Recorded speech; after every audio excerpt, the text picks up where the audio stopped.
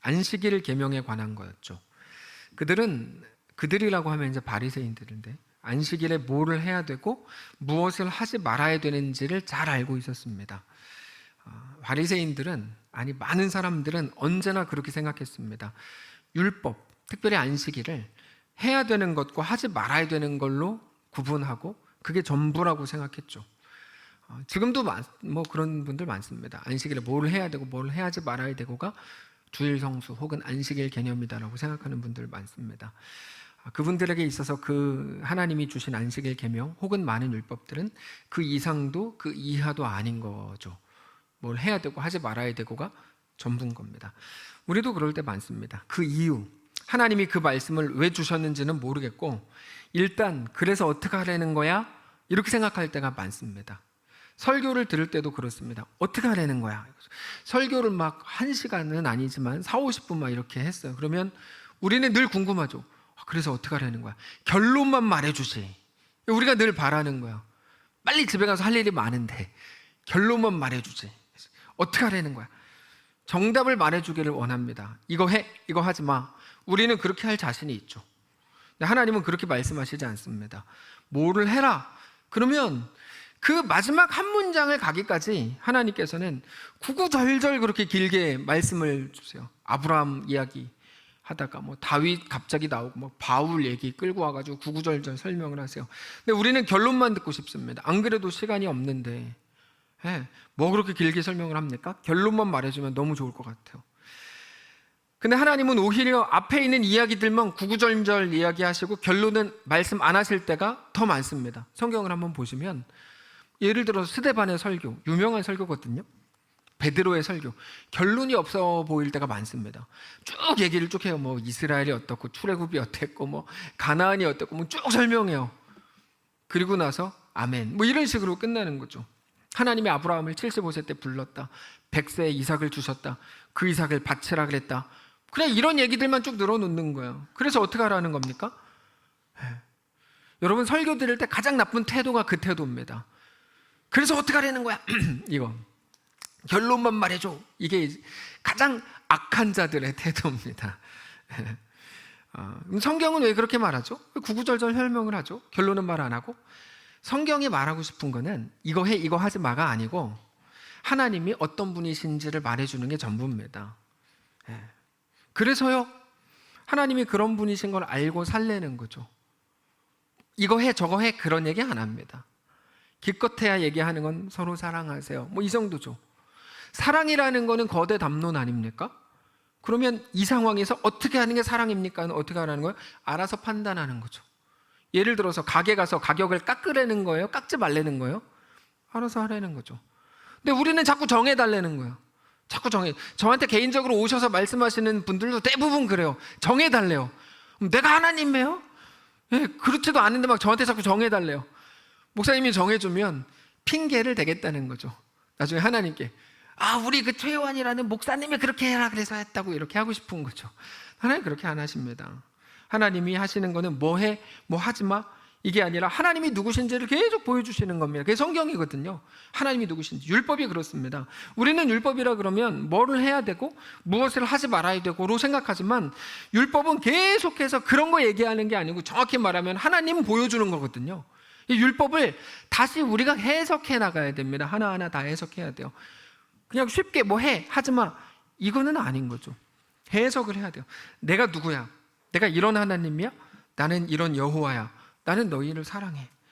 나는 너희를 위해 내 아들을 십자가에 내줬어. 이걸 계속 보여주세요. 말씀하세요.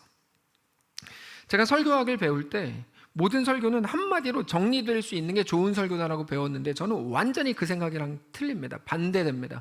저는 그 말에 완전히 공감 안 합니다. 제가 모를 때, 안 해봤을 때 2004년 이때는 그런 줄 알았어요. 진짜 설교는 그렇게 해야 되는구나. 한마디로 딱. 지금 와서 생각해 보니 아니에요. 안 그렇습니다. 설교가 전혀 그런 게 아닌데 그분이 잘못 말한 거야. 설교는 웅변이나 어떤 논점을 전개하는 토론회가 아닙니다. 설교는 하나님이 누구신지를 그저 말하는 거더라고요. 그래서 어떻게 하라는 거야? 생각이 되시죠? 하나님은 어떤 분이다. 그 하나님이 너를 사랑하신다. 그거예요. 율법이 그렇습니다. 바리새인들은 율법을 뭐해 뭐 하지 마로 이해하고 있었는데 율법은 그런 게 아닙니다. 지난주에도 살펴보았지만 당장 안식일 계명이라고 하면 안식일 계명이 출애굽기와 민수기에 나오는데 거기에는 어떤 디테일이 없죠. 디테일이 없다는 게 무슨 말입니까? 안식일을 거룩히 지켜라, 그게 나오죠. 안식일에 일하면 너 죽여버릴 거야, 여기까지만 말하죠. 그런 말씀이 있어요. 예, 있어요. 또 죽여버릴 거야, 이렇게까지만 말하지 거기에 대한 어떤 세부적인 게 없어요. 세부적인 게 없다는 거는 뭐가 일인지 뭐가 일이 아닌지에 대한 설명은 사실 안 나옵니다. 그냥 일하지 말라고만 돼 있어요. 무슨 말을 하면 율법이라는 건 여러분 잘 들으십시오. 어떤 행위가 중요한 게 아니고 정신이 중요한 겁니다. 그거를 통해서 하나님이 누구신지를 하나님은 계시하시는 거예요. 보여주시는 거예요. 계시라는 건 보여준다는 뜻이거든요. 볼 시자를 쓰는 겁니다. 그래서 하나님이 율법을 통해 내가 누군지를 보여주는 거예요. 왜요? 율법을 지킴으로 사람이 사는 게 아니고 하나님이 누구신지를 아는 것을 통해 그 사람이 살아나기 때문에 율법을 지켜라, 지키지 마라, 사실 그거 중요하지 않고 율법을 통해 하나님이 누구신지를 아는 게 중요하다고요. 그래서 율법을 통해서 하나님이 누구신지, 하나님이 뭐를 말씀하시는 건지를 알아야 됩니다. 해, 하지 마, 이게 중요한 게 아니라고요. 그래서 하나님이 율법과 계명을 주신 의도를 우리가 아는 게 정말 중요합니다. 그리고 난 후에야 비로소 안식일에 뭐를 하고 뭐를 하지 말아야 되는지를 그때 생각하는 거죠. 근데 그 판단마저도 각자가 하는 겁니다. 그거 누가 정했는 줄 아세요? 하지 말아야 되는 하는 거? 랍비들이 모여서 회의해서 정해졌어요. 하나님의 말씀이 아니에요, 그게. 그래서 지난주에 나누었던 안식일 계명 여러분 한번 생각해 보십시오. 안식일이 뭡니까? 쉬는 날이죠. 안식은 쉼입니다. 쉼. 근데 중요한 건 이거예요. 뭐를 쉽니까? 무엇에 대해서 쉬죠? 한 주 열심히 일했으니까 오늘 안식일에 쉬십시오, 그게 아니라 그랬죠. 그거 아닙니다. 뭐죠? 아니, 한 주 내내 자기 자신을 위해서 살았던, 달려왔던 그 삶에 대해서 쉬라는 거죠. 안식일은 너 열심히 일했으니까 너 이제 네 몸 쉬어. 여러분, 그렇게 육신이 쉬는 날이 안식일이 아니고 자꾸 그렇게 접근하는 분들 뻥치지 말라고요. 그게 아니라고요. 안식일은 뭡니까? 자기 자신을 위해 달려오던 그 삶을 멈추는 게 안식일입니다. 그렇게 되면 우리는 근데 못해요. 안식을 못해요. 우리는 불안하거든요. 못 쉬어요. 우리는 잘. 하나님이 쉬라 그랬는데 못 쉬어요. 이렇게 생각합니다. 내가 이거 멈췄다가 완전히 쫄딱 망하면 어떡하지? 가난해지면 어쩌지? 우리는 겁납니다. 여러분, 우리가 안식일을 계명을 못 지키는 이유는 겁나서 그래요. 근데 그때 쉬고 생각을 하라고요. 무슨 생각을 합니까? 내가 이렇게 달려오는 나의 열심과 내 최선이 나를 살리는 게 아니고 나를 정말 먹이고 입히고 살게 하시는 분은 오직 하나님이시지, 그거를 말씀을 통해 확인하라는 거예요. 그게 우리를 살린다는 거죠. 그게 자기 자신에 대해 멈추는 겁니다. 그게 자기 자신에 대해 안식하는 겁니다. 그게 영혼의 쉼입니다. 근데 그거는 단지 마음으로 끝나는 게 아니라 삶으로 옮겨져야 된다 그랬죠. 어떻게 해야 됩니까? 자기 자신을 위해 일하던 거를 멈추고 다른 사람을 사랑하고 구제하고 섬기는 일을 하는 겁니다. 돈은 자기 자신을 위해 버는 거잖아요. 쉬는 것도 자기 자신을 위해 쉬는 거죠. 그래서 주일날 쉬는 거는 안식이 아닌 거예요. 똑같이 그 포커스가 자기 자신에게 맞춰져 있거든요. 돈을 벌기 위해 일하던 유급 노동을 멈추고 어떻게 하라고요? 나 자신을 내어주는 무급 노동을 하는 날이어야 한다고 말씀을 드렸죠. 이 안식일입니다. 제가 빨리 했죠. 그게 안식일입니다. 그게 안식일입니다. 이렇게 갔죠. 그게 안식일입니다. 그거를 사역이라고 부르고 봉사라고 할 수도 있는데 아무튼 나 자신을 위한 모든 것을 멈추라는 겁니다. 그래서 예수님을 모르는 모든 사람이 자기 자신을 위해 쉬는 일요일, 그거를 휴일, 쉴 휴자 쓰는 거잖아요. 그래서 일요일을 휴일이라고 부르는데 그렇지 않습니다. 휴일로 삼으려는 그 일요일을 주의 날, 주일로 만들어야 된다. 지난주에 말씀을 드렸습니다. 그래서 그 말을 들은 바리새인들 속에서 부글부글 끓기 시작했어요. 바리새인들이 엄청나게 짜증났습니다. 반박은 못 하겠는데 그냥 듣기는 싫고, 왜냐하면 자기들은 하지 마로 접근했는데 예수님은 그런 게 아니니까 무조건적인 어떤 거부감이 생겼죠. 그래서 그들 마음속에 저 예수를 고발해야겠다, 크게 한번 혼내줘야지라는 생각이 들었습니다. 그래서 어떻게 하냐면 나름대로 함정을 팝니다. 이 바리새인들이. 그 함정이 오늘 본문에 나오는 내용인데, 예수님을 율법적으로 안식일에 대한 율법을 어겼다는 걸로 고발하려면 몇 가지 조건이 필요하죠. 먼저는 뭐 당연히 예수님이 우리 예수님이라고 부르지만 바리새인들을 예수라고 불렀으니까 예수가 필요하겠죠. 당연히 고발해야 되니까. 두 번째, 그날이 안식일이어야 돼요. 그렇죠? 그래, 안식일 계명을 범하는 예수를 고발할 수 있으니까. 세 번째, 예수는 분명히 병자가 눈에 보이면 즉시 병자를 고쳐주잖아요. 그러니까 병자가 있어야 됩니다. 예수가 있어야 되고, 그날이 안식일이어야 되고, 병자가 있어야 됩니다. 이 세 가지 조건이 오늘 본문에 딱 맞아떨어지죠. 그게 1절입니다. 1절을 보시면 예수께서 다시 회당에 들어가시니 한쪽 손 마른 사람이 거기 있었습니다. 예수가 나오죠. 회당에 다시 들어갔다 그랬는데 안식일이기 때문에 들어간 겁니다. 그리고 한쪽 손 마른 사람, 손 마른 사람이라는 것은 한쪽 손이 굳은 사람이라는 의미인데 그 사람이 거기 있었죠. 모든 조건이 딱 충족이 됐어요. 예수님이 이제 저 사람을 고쳐주기만 하면 되는 거예요. 고발할 수 있어요. 112 번호 눌러놓고 통화되기 직전 딱 누르고 이러고 기다리는 거죠. 그게 2절입니다. 사람들이 예수를 고발하려 하여 안식일에 그 사람을 고치시는가 주시하고 있거늘. 여러분, 이렇게 풀어드리니까 말씀이 보이시죠? 이런 얘기 하면 안 된다는 거예요. 아빠는 참 자존감이 높은 것 같아요. 그런 의미 그만하지 않겠습니다. 자, 그리고 보십시오. 예수님께서는 그들의 마음을 아시는지 모르시는지 역시나 거기 모여든 수많은 사람들 중에서 한쪽 손이 굳은 그 사람을 불러일으켜 세웁니다. 쉬운 성경을 보면 더 정확하게 번역되어 있는데 일어나서 앞으로 나오라고 얘기합니다. 3절, 예수께서 손 마른 사람에게 이르시되 한가운데 일어서라 하시고 앞으로 나오라 그랬어요. 이제 그 사람이 앞으로 나왔는데 나올 때 보니까 저 사람을 왜 일으켜 세우지? 앞으로 나올 때 보니까 한쪽 손이 말라 있는 거예요. 저 사람이 병자구나. 거기 있는 예수님에 대해 옹호하는 사람들은 하나같이 마음으로 이렇게 생각했겠죠. 제발 오늘만큼은 저 병자를 고치지 말아주시기를. 왜냐하면 병자를 고치는 순간 112 막 경찰 오고 난리 날 거니까 그렇게 하지 않기를 바랬겠죠. 예수님께서는 거기 모여든 모든 사람들을 향해서 큰 소리로 이렇게 질문합니다. 자, 오늘은 안식일입니다. 그렇죠?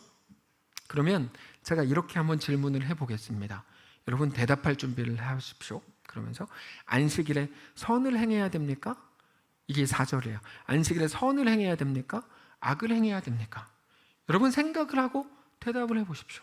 안식일에 생명을 구해야 됩니까? 사람을 죽여야 됩니까? 뭐가 옳습니까? 제가 질문해 볼게요. 대답해 보세요. 여러분 안식일, 주일로 합시다. 주일에 선을 행해야 됩니까? 악을 행해야 됩니까? 그렇죠? 악은 뭐 평일날 충분히 행하셨잖아요. 그럼 선을 행해야죠. 그러면 생명을 구해야 됩니까? 생명을 죽여야 됩니까? 생명을 구해야죠. 뭐가 옳습니까? 우리는 대답을 해요. 근데 여기 있는 이 사람들은 어떻게 했습니까? 아무도 대답을 못했어요. 대답을 못했다고 써있잖아요. 그들을 잠잠하거늘. 대답을 못한 거예요. 여러분 이게 유치원생들도 대답할 수 있는 질문인데 당연히 안식일에는 더욱더 선을 행해야죠. 평일에도 악하지 않기 위해 조심을 하는데 안식일에는 더욱 악하지 않으려고 조심해야 되잖아요. 어려운 문제가 아닙니다. 생각할 것도 없어요. 근데 그들이 대답을 못하더라는 거죠. 왜 못했을까요? 대답을. 그날의 분위기 때문입니다. 예수님 저러다 진짜 큰일 나지. 바리새인들이 이 일을 갈고 있는데. 여러분 질문이 어려워서 대답 못한 게 아니에요. 괜히 정답을 말했다가 선이요! 대답했다가 바리새인들한테 찍힐까 봐 한마디도 못하는 거죠. 근데 예수님께서 그 다음 구절이 중요한데요, 그들의 그런 모습을 보시고 탄식하시고 분노하셨다고 돼 있어요. 5절을 보여주시면 마음의 완악함을 탄식하고 분노하셨다고 저기 써 있죠. 그들의 너의 마음은 한마디로 완악함이야 이런 말이거든요.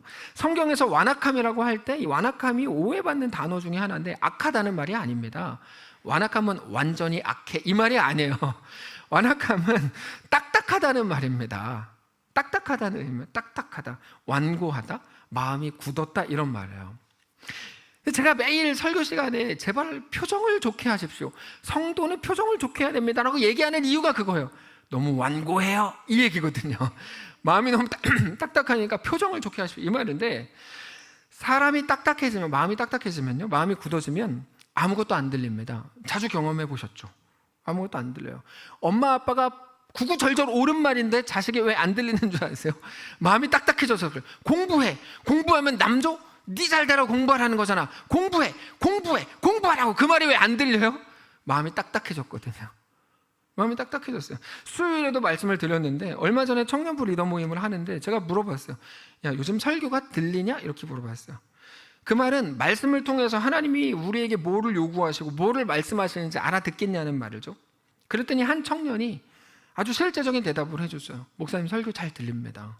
근데 저는 거기까지만 하면 오케이 이러려고 그랬거든요. 설교 잘 들립니다. 근데 자기 마음이 딱딱해지면 그때는 안 들린대요. 정말 그런 것 같아요.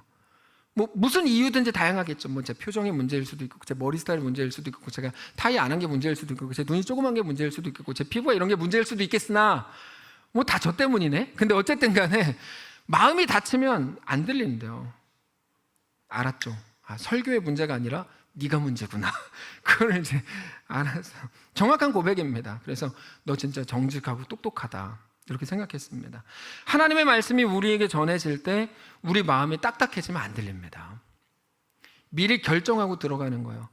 딱딱해진다는 거는 안 들어야 하지 이거거든요. 그때부터는 메시지 문제가 아니고 자기 자신과의 싸움에서 그냥 놔버리는 거예요. 자주 경험하시죠. 대표적인 게 예레미야입니다. 이 시대의 객관적인 상황을 많이 설명을 드렸습니다. 그들은 범죄했고 하나님은 그들을 바벨론의 포로로 내주실 작정입니다. 근데 다른 선지서들과 예레미야는 큰 차이가 있다고 말씀드렸죠. 다른 선지서들, 대표적으로 사사기는 선지서가 아니지만 사사기에 나오는 수많은 선지자들의 경우에는 돌이켜라. 그럼 하나님이 너희들에 대한 벌을 돌이키신다. 하나님도 이렇게 이제 말씀을 하는데 예레미야는 그런 게 아니에요. 니네가 죄 지었다. 그래서 니네 바벨론 포로로 끌려갈 거니까 순순히 끌려가라. 이 얘기 하거든요. 그래서 예레미야의 결론은 돌이켜라가 아니고 바벨론으로 잠만 말고 끌려가. 이게 이제 예레미야의 결론입니다. 거기 가면 하나님이 누구신지 알게 될 거야. 근데 그러다 보니까 돌이키면 나에게 다시 기회가 생긴다 그러면 뭐 기분 좋은데 뭐 돌이킬 것도 없고 그냥 끌려가라 그러니까 지금 상황이 너무 좋은데 바빌론이 쳐들어와서 니네 질 거라 그러니까 이 사람들이 못 참은 거예요. 예레미야가 하는 모든 말들에 대해 마음이 딱딱하게 굳었습니다. 그래서 예레미야 18장 18절을 보면 이렇게 말합니다. 너무 숫자도 잘 돼 있어요. 예레미야 18장 18절인데 그들이 말하기를 오라 우리가 꾀를 내어 예레미야를 치자. 예레미야 죽여도 된다. 어차피 율법은 제사장에게 배우면 된다. 예레미야 죽여도 된다. 지혜로운 자에게 책략을 들으면 된다. 예레미야 죽여도 된다. 말씀은 선지자를 통해 들으면 된다. 그러니까 우리가 혀로 그를 치고 그의 어떤 말에도 주의하지 말자라고 얘기했어요. 백성들이. 자, 백성들은 예레미야를 무시하고 죽이자는 거였지만 예레미야가 하나님의 말씀을 전했다는 걸 우리가 생각할 때 그들은 하나님의 말씀을 거부한 거죠. 중요한 건 이겁니다.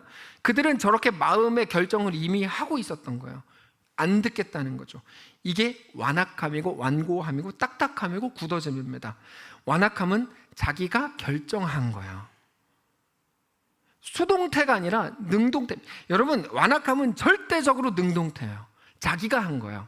그래서 수동태로 표현하는 사람들이 많아요. 마음이 다쳤어. 뻥입니다. 자기가 마음을 닫은 거예요. 여러분 잘 들으셔야 돼요. 마음이 딱딱해졌어. 저 사람 때문에가 아니고 스스로 마음을 딱딱하게 하기로 마음을 먹은 거예요. 성경적으로. 그렇게 된 게 아니라 자기가 그렇게 한 겁니다. 그래서 무서운 겁니다. 누구도 열 수 없도록 스스로의 문을 잠근 거거든요. 근데 예수님이 보실 때 그들이 그러고 있었다고요. 오늘 본문에서 마음을 닫았다. 그러니까 말씀이신 예수님이 오셔서 직접 말씀을 전하셔도 아무것도 안 들리는 거죠. 자, 마음을 닫는 거 우리도 자주 일어나는 일인데 그게 그렇게 간단한 문제가 아닙니다. 이거 엄청나게 어려운 문제입니다. 왜냐하면 이 완악함은 하나님께서 절대로 그냥 넘어가시지 않는 지점이 바로 이 완악함입니다. 이거 되게 무서운 거예요. 하나님께서는 마음이 딱딱하게 굳어진 사람들에 대해 언제나 분노하십니다. 분노. 하나님이 다 품어주세요. 사실은 대부분 못 알아듣는 것도 그냥 이해하시고요. 실수하는 것도 그럴 수 있지 하세요. 또는 열심히 했는데 실패한 거에 대해서도 그럴 수 있다. 다 이해하시고 기다려주시고 품어주시거든요. 둘째가 집을 나갔습니다. 돈 갖고 집 나갔어요. 그때 아버지로 상징되는 하나님은 그를 다시 받아주시고 품어주세요. 이렇게 말씀하시는 것 같아요. 야, 그럴 수 있지. 네 혈기에 나가보고 싶었을 수 있어. 이해하시고 기다리십니다. 근데 완악함, 딱딱하게 굳어진 마음에 대해서는 절대로 그렇게 안 하세요. 성경을 읽어보세요. 그렇게 안 하세요. 왜 그러냐면 자기 스스로가 하나님의 일하심을 차단하는 거기 때문에 그렇습니다. 마음이 딱딱하게 굳어진 거에 대해서 하나님은 절대로 그럴 수 있어 라고 하신 적이 없어요. 여러분, 완고함이 되게 무섭습니다. 성경의 표현이 완고함으로 찾으면 워낙 많이 나오긴 하는데 시편 81편 11절을 보시면 이렇게 되어 있습니다. 내 백성이 내 소리를 듣지 아니하며 이스라엘이 나를 원하지 아니하였도다. 그러므로 내가 그의 마음을 완악한 대로 내버려 두어 그의 임의대로 행하게 하였도다. 이렇게 되어 있죠. 내 백성이 내 소리를 듣지 않고 이스라엘을 나를 원하지 않았다. 이게 완악함이거든요. 마음이 딱딱하게 굳어진 겁니다. 하나님의 관심은 그가 옳은지 틀린지, 그가 어떤 업적을 쌓았는지, 얼마나 실수 안 하고 잘했는지 이런 게 아닙니다. 하나님의 그 관심은 딱 하나인데 그가 완악한가 아닌가요. 완악한가 아닌가, 그의 마음이 딱딱하게 굳어졌는가 아닌가, 그거를 그래서 어떻게 하신다고 하십니까? 완악함을 그대로 내버려 두겠다. 완악함은 그대로 내버려 두는 걸로 이렇게 가거든요. 그의 임의대로 행하게 하겠다. 근데 성경에서 가장 무서운 형벌이 내버려 두심입니다. 예전에도 한번 설명을 드렸는데요, 성경에서 제일 무서운 형벌은 다른 게 아니고 내버려 두심입니다. 로마서 1장에는 사람의 죄악이 쭉 소개가 되고 거기에 대한 하나님의 형벌이 나오는데 거기서 제일 무서운 게 내버려 두심이에요. 로마서 1장 24절 한번 보시면, 그러므로 하나님께서 그들을 마음의 정욕대로 더러움에 내버려 두셔, 이렇게 돼, 내버려 두셨다. 26절, 이 때문에 하나님께서 그들을 부끄러운 욕심에 내버려 두셨고, 28절도 또한 그들이 마음에 하나님 두기를 싫어하며 하나님께서 그들을 그 상실한 마음대로 내버려 두셨죠. 그래서 우리의 가장 지혜로운 기도는 뭐냐면, 제가 가장 좋은 기도 말씀드릴 테니까 이번 주에 그렇게 기도해 보세요. 주님, 우리 영혼을 제발 훈계해 주십시오. 제발 징계해 주십시오. 제발 가만히 두지 마십시오. 이렇게 기도하십시오. 이럴 줄 알았어요. 아멘은 아무도 안 할 줄 알았다고. 알고 있었어요. 저는 놀랍지 않아요. 근데 이렇게 기도하셔야 돼요. 하나님, 제발 그냥 두지 마십시오. 내버려 두는 셈이 가장 무서운 거거든요. 하나님, 제발 다리 몽둥이를 부러뜨려 주십시오. 이건 아니에요. 왜냐면 그거 하나님 알아서 하실 일이지 뭐.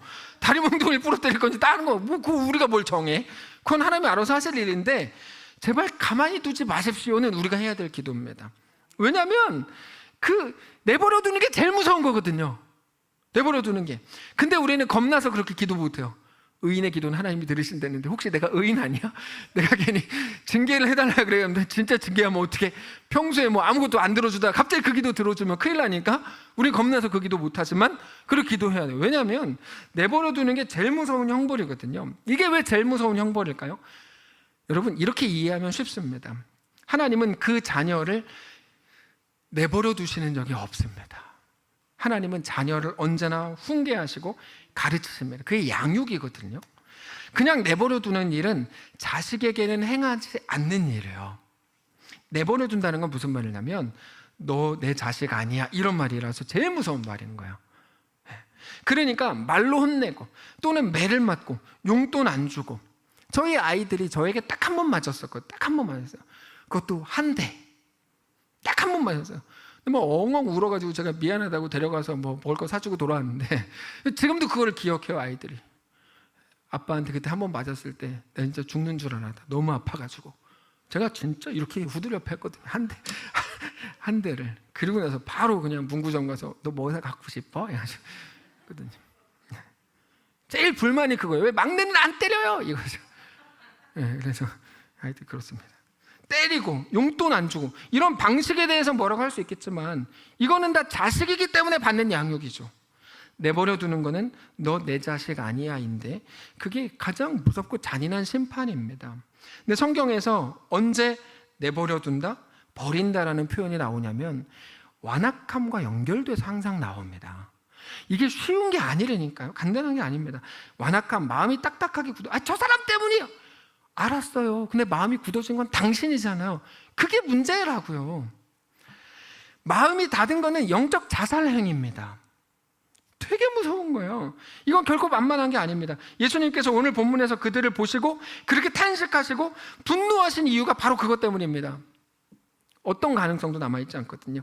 그걸 이렇게 말씀하세요. 니네 왜 마음을 닫았냐? 어쩌다가 네가 그렇게 됐냐? 근데 그러니까 다 네 잘못이야. 네가 죽어. 그게 아니고, 그런데 그렇기 때문에 네가 풀 수 있다. 마음은 네가 열 수 있다. 네가 열어야 돼. 열쇠는 너한테 있어라고 우리에게 말씀하시는 것 같은 거죠. 하나님이 마음을 열어주시면 되는 거 아닙니까? 우리는 따지고 늘 그렇게 기도하죠. 하나님 마음을 열어주십시오. 하나님은 그런 기도에 응답 안 하십니다. 재밌어요. 여러분, 하나님은요 그 기도에 응답 안 하세요. 제발 내 마음을 좀 열어주십시오. 지가 닫아놓고 뭘 하나님 보고 열어주래요. 자기가 열어야지. 그거는 왜 잘못된 기도냐면 우리 스스로를 하나님 기계처럼 대해 주십시오라는 말이거든요. 하나님이 열어주십시오. 그 말은 하나님은 그렇게 안 하십니다. 그렇게 하실 거면 둘째가 집 나가겠다 그랬을 때 집 나가고 싶어하는 그 마음을 하나님의 능력으로 바꾸셨을 거예요.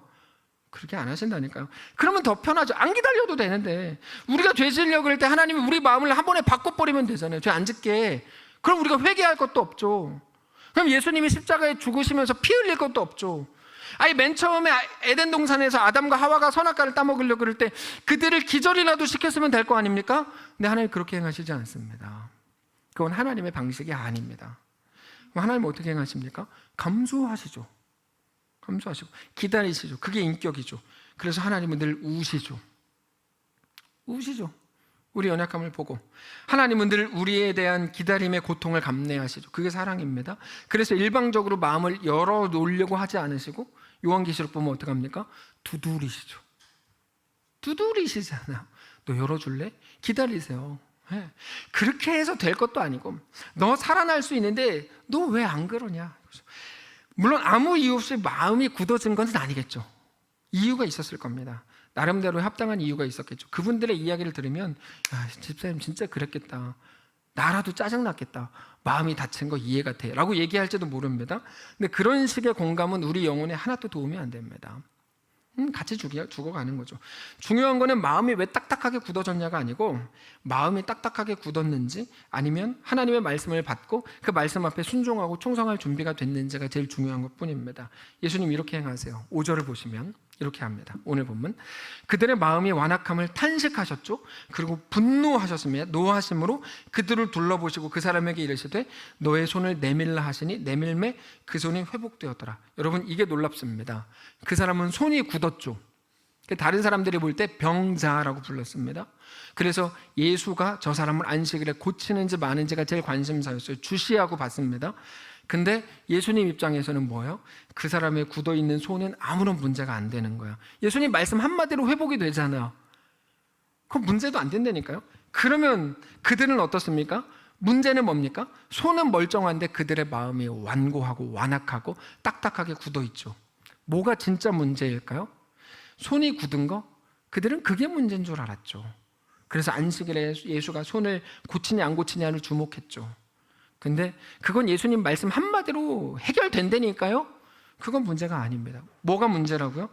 손이 굳은 문제가 아니라 니네 마음이 굳은 게 문제인 거예요. 네. 그건 그들의 회복 자체를 가로막는 거기 때문입니다. 당장 그 사람이 손이 굳은 것 때문에 어떤 실패가 있죠? 아무것도 없어요. 예수님께 은혜를 못 받습니까? 불편할 뿐이에요. 손이 굳어서 하나님을 진노하게 합니까? 아니죠. 그들의 마음이 굳은 건 하나님을 진노하게 하죠. 그래서 예수님이 이렇게 말씀하세요. 너희를 정말 망치고 영원한 죽음으로 몰아가는 거, 너희가 정말 기도하고 간구해야 되는 거는 손의 굳음이 아니라 너희 마음의 굳음이다 라고 말씀을 하시는 거예요. 이게 오늘 본문입니다. 이 대비, 손의 굳음과 마음의 굳음의 이 대비. 근데 그들은 6절을 보면 어떻게 합니까? 또다시 자기들끼리 모여가지고 어떻게 예수를 죽일까? 작당을 하죠. 마음의 굳음. 네. 근데 우리는 여러분 수요일 날에는 자주 말씀을 드리는데 바리새인들에게는 별 관심이 없습니다. 그들이 그렇게 하다 죽은 거 우리랑 무슨 상관이야? 바리새인들이 그렇게 똑똑한 척했지만 멍청하고 나빴다. 이게 뭐가 그렇게 중요해요? 중요한 건 우리들이죠. 하나님께서 오늘 본문을 우리에게 보게 하셨다는 게 중요합니다. 말씀을 보게 하셨다는 말은 여러분 언제나 잘 마음에 새기셔야 되는 말인데 어떤 말씀을 봤다는 건 뭐냐면 하나님이 그 말씀이라는 빛으로 우리를 비추시겠다는 거거든요. 말씀은 빛이에요. 그래서 우리 마음이 어둡고 캄캄한데 말씀, 예를 들어서 마가복음 3장이다. 그러면 그 말씀의 빛으로 우리의 마음을 비추겠다 이런 말입니다. 그 말씀을 통해서 하나님이 하시는 일입니다. 그러면 성도 여러분, 오늘 이 말씀을 통해 우리에게 뭐를 말씀하시는 걸까요? 우리의 마음을 오늘 꼭 확인하시기 바랍니다. 어두웠잖아요. 안 보였잖아요. 그게 맞는 건 줄 정당한 건 줄 아셨죠. 돌아다니면서 나 지금 마음이 닫혀 있잖아. 이게 정상인 줄 아셨죠. 그 어두움에 대해서 오늘 말씀의 빛으로 하나님이 비춰주시잖아요. 빛내림 쫙 이렇게 보여주시잖아요. 우리 마음을 오늘 꼭 확인하시기 바랍니다. 우리는 논리적으로 딱딱 맞고 모두에게 공감받을 수 있는 어떤 특정한 상황과 우리 이야기를 가지면 그때부터 마음이 그 사람은 반드시 딱딱해집니다. 이게 재밌는 현상입니다. 내가 옳으면 그때부터 딱딱해져요. 내가 뭐 틀린 말 했어! 라고 할 때 부드럽고 친절하고 그리스도의 사랑을 담아서 그 말하는 분 한 번도 못 봤어요. 정말 사랑스럽게 내가 뭐 틀린 말 했어? 뭐 하트병 이런 사람을 못 봤어요. 그런 사람 보셨어요? 소리 버럭버럭 지르면서 나 틀린 말 했어! 뭐 이렇게 하지. 야, 너 하지만 눈 돌아가. 이렇게 그렇게 하는 이유가 그것 때문이에요. 성질 버럭버럭. 내가 옳은 말 하자. 내가 틀린 말 했어. 하여튼 근데 내가 옳기 때문에 그러므로 내가 하는 모든 일이 정당해로 가지만 그건 틀린 말이에요. 옳음이 정당함인 건 아니거든요. 여러분, 사랑은 옳음보다 크죠. 아무리 옳아도 져주는 게 부모죠. 왜 그렇습니까? 자기 자식을 더 사랑하기 때문이죠. 옳음이 그러므로 꼭 정당한 건 아닌 겁니다. 우리가 인정하지 않는 한 그 사람의 옳음을 꺾을 수 있는 사람은 아무도 없습니다. 사실 누가 옳은지도 모르거든요. 자기가 옳다고 생각하고 그냥 그렇게 성질을 버럭버럭 내는 건데, 옳음은 하나님이 선악간에 알아서 판단하실 거예요. 이건 성경이 말씀하시는 겁니다. 중요한 거 뭡니까? 하나님의 도전은 뭘까요? 네가 옳아 틀려가 아니고 하나님의 도전은 뭐라고요? 야 그래, 하나님 한숨 푹 쉬시면서 이를 꽉 깨물고 하나님께서 네가 옳다고 해줄게 라고 하셨어요. 그리고 나서 이렇게 얘기하세요. 그러면 네 옳음을 하나님 앞에 포기할 수 있겠는가? 그 문제인 거예요. 내가 옳아요 그 문제가 아니라, 여러분 욥기 내내 그 얘기 하잖아요. 내가 옳다. 근데 드디어 오늘 본문에 욥기 38장이거든요 오후 예배 때. 제발 집으로 도망 좀 치지 마세요. 집으로 도망치지 마시고 예배를 드리고 가세요 까지만 할게요. 자, 근데 그리고 나서 그래서 다음 주부터는 자꾸 도망치시는 분들 오후 예배 기도로 해놔야겠네. 지금 갑자기 성령이 주시는 지혜가 갑자기 그러네. 자, 좋습니다. 고개를 숙이신 분들이 도망치신 분들이구만. 자, 근데 여러분 보세요. 그게 중요한 게 아니고, 그때 욥기 내내 내 옳음을 가지고 계속 나가거든요. 그때 하나님께서 이렇게 말씀을 하세요. 야, 너 옳은 거 다 알겠어. 너 틀렸어라고 하지는 않으시고, 알겠어. 근데 네 옳음을 하나님 앞에 포기할 수 있겠어? 라고 물으시는 거죠. 하나님은 늘 그렇습니다. 너 틀렸어라고 하지 않으시고요. 오케이, 너 옳은 거 내가 옳다고 해줄게. 옳지도 않은데 그럼에도 하나님 말씀 앞에 엎드릴 수 있겠는가라고 부르십니다. 이 그럼에도가 중요한 거예요. 이 그럼에도. 그래, 네가 옳다고 치자. 그러나 그럼에도 하나님 앞에 순종할 수 있겠는가? 하나님 말씀 앞에 충성할 수 있겠는가라고 물으시는 거죠. 이유와 변명이 없는 사람이 어디 있습니까? 세상에. 저도 있습니다. 이유는. 저 오늘 아침에 교회 오기 싫었어요. 머리가 아파가지고. 싫었다 그러면 또 안 되고, 교회를 가야 되나 걱정을 했어요. 머리가 아파서. 왜 그런 눈으로 보세요. 여러분들도 매일 그러시잖아요. 뭐 목사가 돼가지고 교회 가기 싫었다 그러니까 다 똑같은 사람들끼리 그러십니까? 저만 죄인인 것처럼. 똑같은 죄인들이면서. 우리 박죄인 집사님 그러시죠. 그럼요. 우리 다 마찬가지거든요. 저만 그런 건 아니에요. 근데 그럼에도 불구하고 그래, 네 마음 안다. 근데 말씀 앞에 충성할 수 있겠냐라고 물으시는 거죠. 하나님께서. 오늘 이 물음 앞에 엎드리십시오. 우리가 하나님 앞에서 마음이 딱딱해지는 건 무엇 때문입니까? 억울하기 때문입니다. 왜 억울하죠? 내가 옳기 때문이에요. 내가 옳으면요 억울해요. 결국 옳음의 문제가 우리를 무너뜨린다니까요. 그러나 하나님이 옳으십니다. 우리 모든 옳음마저도 하나님 말씀 앞에 내어놓고 하나님 앞에 순종하고 충성하실 수 있기를 바랍니다. 그리고 그 말은, 그러므로 오늘 하나님이 사랑하시는 자녀인 내가 가는 모든 길, 나에게 주어진 모든 고통과 아픔과 모든 현실마저도 하나님이 여전히 나의 아버지이기 때문에 옳습니다. 나에게 유익합니다. 내가 주님이 나에게 주신 그 길을 걸어갑니다라고 고백하게 되는 것이죠. 말씀을 정리하겠습니다. 우리의 장애는 무엇입니까? 장애물이라고 부르잖아요. 방해하는 장애는 뭡니까? 손입니까? 말라버린? 아니면 어떤 질병입니까? 우리의 마음의 완악함과 그 딱딱함을 확인하십시오. 그게 무슨 문제죠? 이것만 해결해 주면, 하나님이 알아서 해주면 그것도 사라지는 거 아니에요? 그 사람 때문에 내 마음이 딱딱해진 건데 그 사람이 바뀌거나 그 사람이 죽어야 되는 거 아니에요? 이렇게 생각하시죠. 하나님은 오늘 우리의 삶을 정말 새롭게 하기를 원하십니다. 우리가 마가복음을 시작할 때 마가복음의 전체를 아우르는 큰 제목을 뭐라고 했습니까? 새로운 삶의 시작 마가복음이라고 했습니다. 그리고 오늘 12번째 날까지 왔습니다. 오늘 이 말씀이 새로운 삶의 시작으로 나아가는 말씀이시기를 바랍니다. 하나님은 우리에게 매일 가벼울 수 없음을 선물하십니다. 그냥 쉽게 모든 것들이 이루어졌다면 그냥 그런 줄 알고 가볍게 갔겠죠. 근데 한번 덜커덩거리고 가니까 이거 그냥 그게 아닌 거구나. 가죠.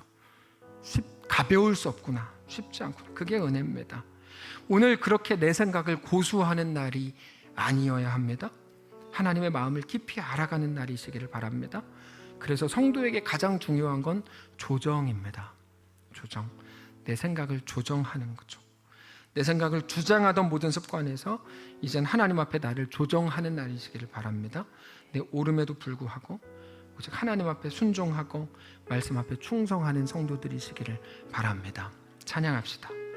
은혜로 나를 보듬으시고 사랑으로 품어주셔도 내 마음 한 자락도 지키지 못하는 이 모습 부끄럽습니다. 가사를 생각하면서 함께 찬양합시다. 은혜로 날 보듬으시고 사랑으로 품어주셔도 사랑으로 품어주셔도 내 마음 한 자락도 지키지 못하는 이 모습 부끄럽습니다. 그럼에도 따뜻한 곁을 내어주신 따스한 곁을 내어주신 주님 앞에 나아갑니다. 표현 못할 긍휼로 나를 붙드신 주 이름만 바라봅니다. 주 이름만 바라봅니다. 매일 마주한 슬픔을 견뎌나가며 주 예수의 마음을 닮아 가네. 두려운 거림마다 주가 동행하니 주 의지하며 오늘을 걷네. 주의 진실한 소망을 깊이 담으며 주 예수의 풍요를 채워 가네. 하나님의 자녀로 명예 지켜가며 깊어진 삶을 주께 후렴 다시 한번 합니다. 매일 마주한 슬픔을 견뎌나가며 매일 마주한 슬픔을 견뎌나가며 주 예수의 마음을 닮아 가네. 두려운 거림마다 주가 동행하며 오늘을 걷네. 주 의지하며 오늘을 걷네. 주의 신실한 소망을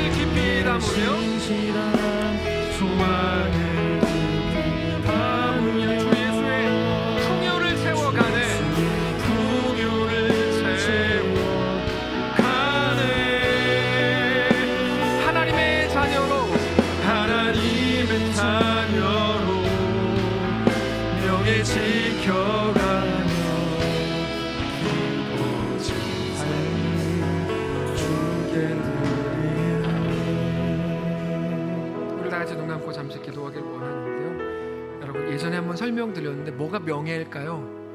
명예 지켜가며라고 써 있잖아. 뭐가 명예일까요? 내가 이렇게 잘해, 그게 명예가 아니고요. 내 아버지는 하나님이야. 이게 우리 유일한 명예입니다. 너 그렇게 못났잖아. 알아. 근데 내 아버지는 하나님이야. 내 아버지가 창조주야. 내 아버지가 나를 용서하셨어. 그게 명예거든요. 믿음을 지키는 거죠. 믿음을. 우리 조용히 묵상하면서 기도하시기를 원하는데, 하나님, 그래 내가 핑계가 있고 변명이 있어. 내가 다 옳아요. 근데 그 옳음마저도 완전하신 하나님 앞에 내어드리는 오늘이 되게 하옵소서.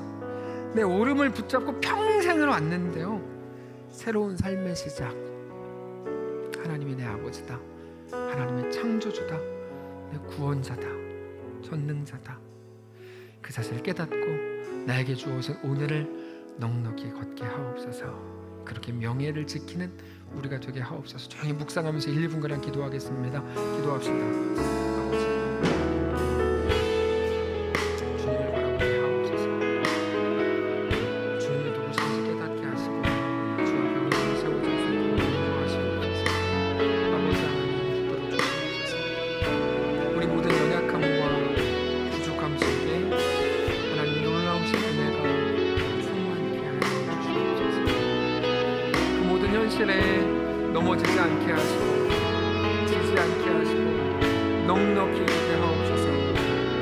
예수님이 병자를 고치면 곧바로 고발할 거야 주시하고 있던 그들과 같이 누가 내 마음을 건드리면 나는 반드시 마음을 닫을 거야.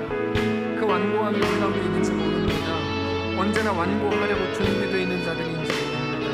불쌍히 여겨주시고 우리 모든 오름을 내려놓고 하나님 앞에 그렇게 나아갈 수 있도록 인도해 주시옵소서. 붙들어 주시옵소서. 하나님의 놀라운 은혜가 부어지게 하시옵소서.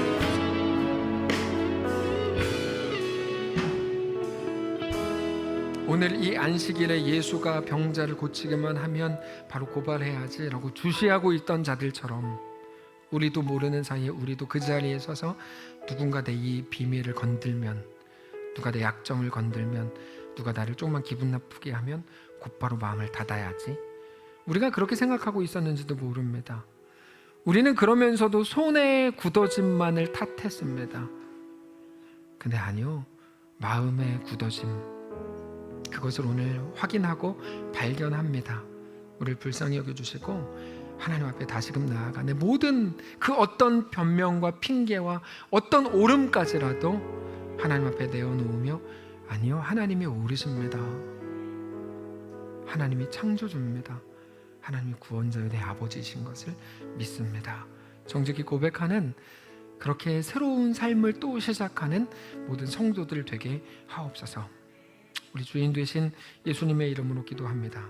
아멘. 이제는 우리 구주 예수 그리스도의 은혜와 하나님 아버지의 다함없는 사랑과 성령의 교통인도 역사 위로 함께 하심의 은사가 이 시간 주를 바라보며 예수 안에 허락된 우리에게 주어진 우리의 길을 예수로 인하여 넉넉히 살고, 그리고 주님과 함께 믿음으로 그 길을 걷기를 소원하는 사랑하는 모든 성도들 머리머리 위에, 그들의 직장과 사업장과 생업과 사랑하는 교회 위에 이제로부터 영원까지 함께 계실지어다. 아멘.